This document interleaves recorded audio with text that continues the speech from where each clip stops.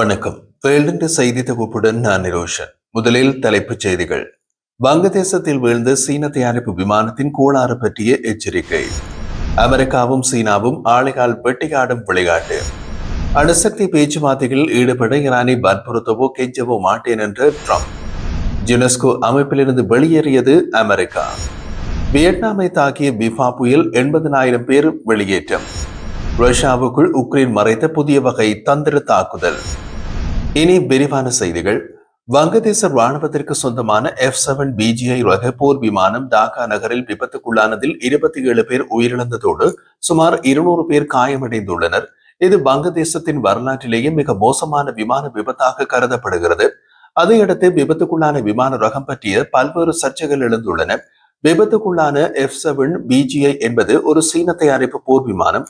சீனாவின் செங்டு நிறுவனத்தால் உருவாக்கப்பட்ட F7 விமானம் சோவியத் காலத்து MiG-21 விமானத்தை அடிப்படையாக கொண்டு வடிவமைக்கப்பட்டு 1965 முதல் 2013 வரை சீனாவில் தயாரிக்கப்பட்டது. உற்பத்தி முடிவடைந்த நிலையிலும் வங்கதேச விமானப்படையில் இது இன்னமும் முக்கியமான போர் விமானமாக பயன்படுத்தப்படுகிறது. இந்த விமானத்தின் இறுதி தொகுப்பு 2013ஆம் ஆண்டில் வங்கதேசத்திற்கு வழங்கப்பட்டது. அதன் பின்னர் உற்பத்தி நிறுத்தப்பட்ட நிலையில் உள்ளது.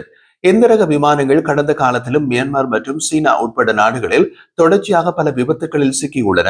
சீனாவின் ஹுபே மாகாணத்தில் 2022ஆம் ஆண்டு மற்றும் மியான்மரில் 2024ஆம் ஆண்டு ஜூன் மாதம் நடந்த விபத்துகளும் இந்த வகை விமானங்களில் உள்ள இயந்திர கோளாறுகள் மற்றும் தொழில்நுட்ப பிழைகள் தொடர்பான சந்தேகங்களை ஏற்படுத்தி வருகின்றன.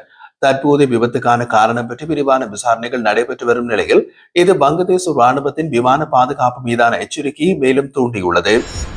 அமெரிக்க ஜனாதிபதி டொனால்ட் ட்ரம்ப் மற்றும் சீன ஜனாதிபதி ஷி ஜின்பிங் இடையே சந்திப்பு நடத்தும் வாய்ப்பு குறித்து இரு நாடுகளின் உயர்மட்ட அதிகாரிகள் ஆலோசனையில் ஈடுபட்டுள்ளனர்.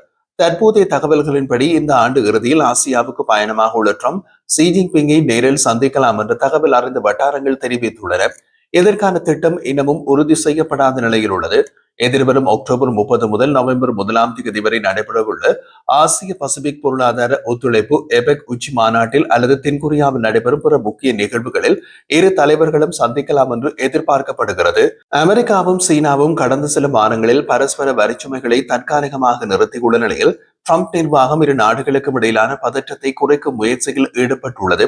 இதற்கிடையில் செப்டம்பர் 3 இரண்டாம் உலக போர் முடிந்த 80வது ஆண்டின் நினைவு நாளை ஒட்டி சீனா நடத்தவுள்ள வெகு விமர்சையான விழாவுக்கு அமெரிக்கா உட்பட நாடுகளை சீனா அழைத்துள்ளது என்று வாஷிங்டனில் உள்ள சீன தூதரகம் தெரிவித்துள்ளது.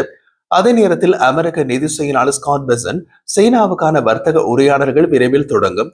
தற்போதைய சூழல் வர்த்தகத்திற்கு சாதகமாக உள்ளது. மற்ற முக்கிய விடயங்கள் குறித்து பேசுவதற்கு சூழ்நிலை உருவாகியுள்ளது என்று கூறினார்.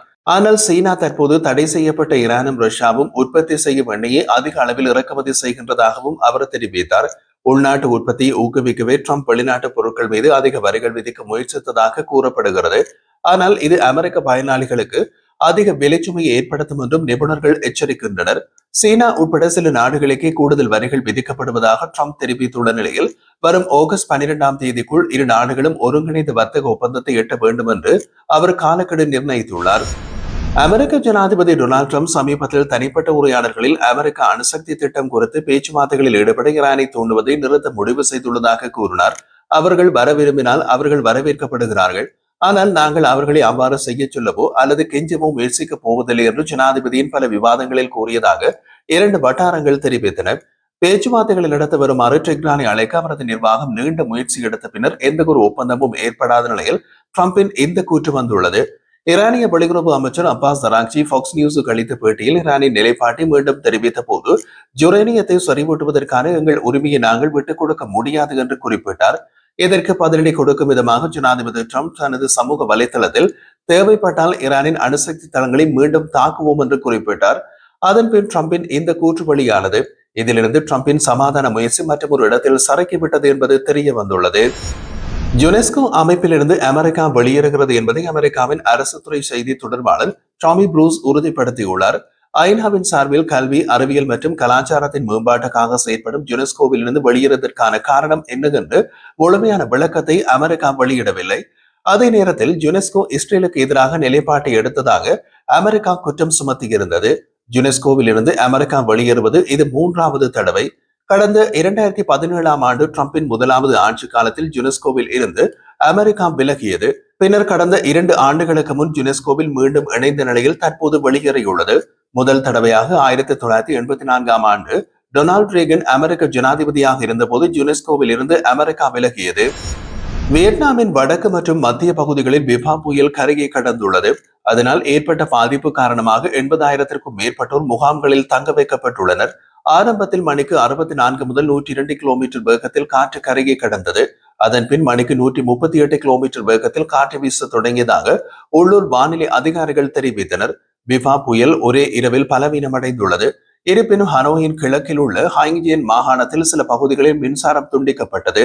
புயல் காரணமாக தலைநகர் ஹனோயின் வீதிகள் வெறிச்சோடியது. வடக்கு வியட்நாமில் விமானங்கள் ரத்து செய்யப்பட்டன.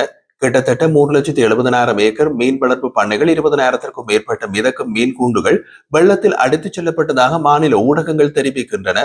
பிபா புயல் கனமழை உள்நாட்டுக்குள் நகர்வதால் வெள்ளம் ஏற்படும் அபாயம் உள்ளதாகவும் அந்த நாட்டு வானிலை ஆய்வு மையம் எச்சரித்துள்ளது.